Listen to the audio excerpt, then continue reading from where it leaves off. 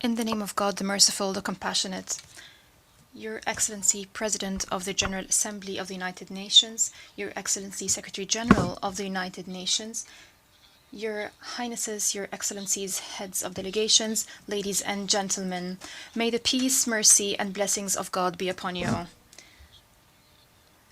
Allow me to convey to you the greetings of His Royal Highness, the Emir of the State of Kuwait, Sheikh Mishael Al-Ahmed Al-Jaber Al-Sabah. May God protect him.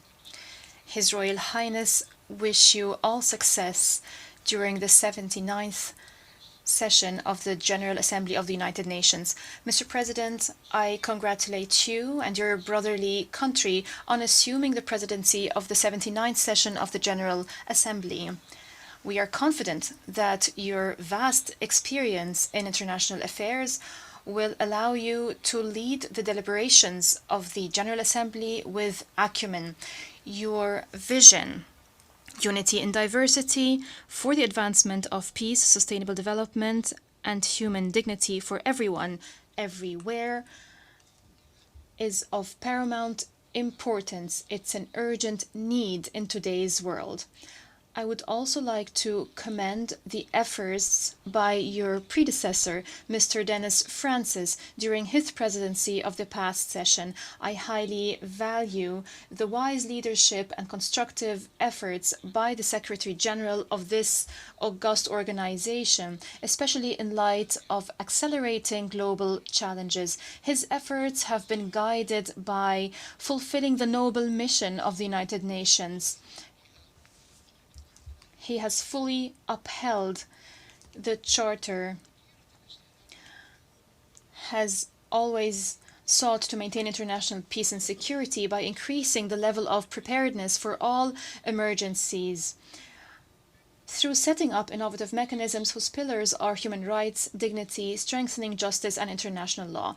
Mr. President, the effectiveness of this organization, the productivity of this organization, is a responsibility to be borne by all member states and international community to address all challenges.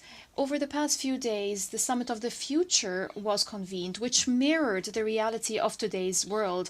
The summit shed light on grave challenges that require a moment of reflection and a genuine and serious will to reform our institutions, most notably the Security Council and international financial institutions. History is full of different milestones. We would not want the Summit of the Future to be a global milestone that is not invested in optimally. The Secretary General has worked tenaciously, which is highly commendable, for us to stop and reflect together on the path of our joint multilateral action.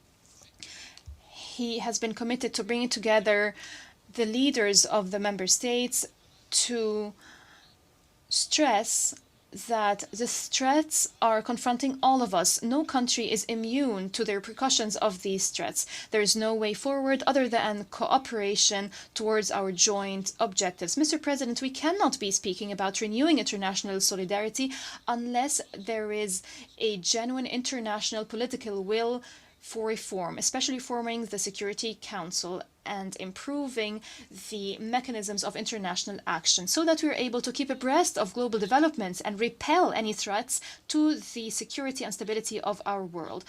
Unfortunately, this will remains absent. We have seen very clearly that there cannot be any political will without an environment of trust and effective participation. We believe that the Security Council bears the primary responsibility of maintaining international peace and security. Decision-making at the Security Council must be based on the principle of democracy and equitable representation of all member states.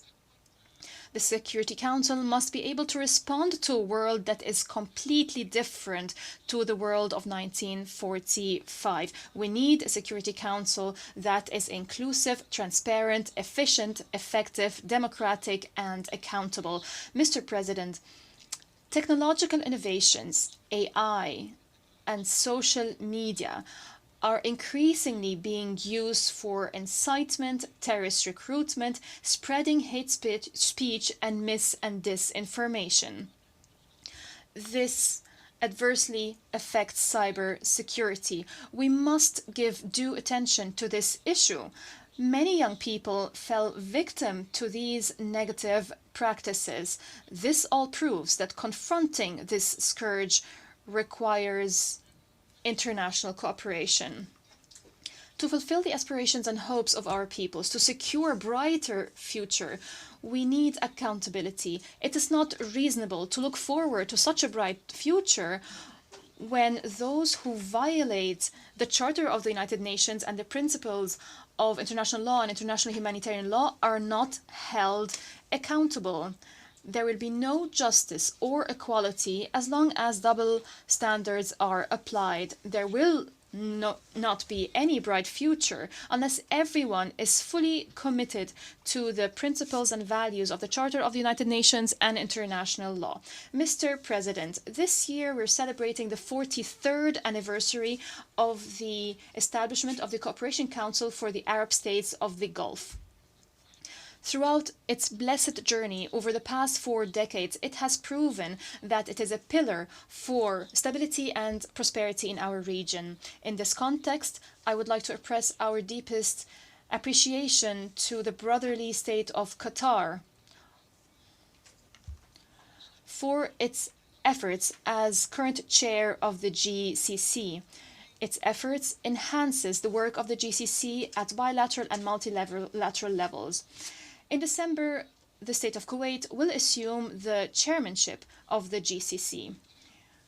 We reiterate our firm commitment to continue this blessed journey and to enhance strategic partnerships with regional and international organizations. We're committed to achieving the noble goals that we all aspire to. The GCC has always been and will remain, God willing, a voice of wisdom, moderation, and a beacon for constructive dialogue in a region fraught with challenges, in a region where change is fast. The State of Kuwait looks forward to the regional and international events that the GCC is going to host.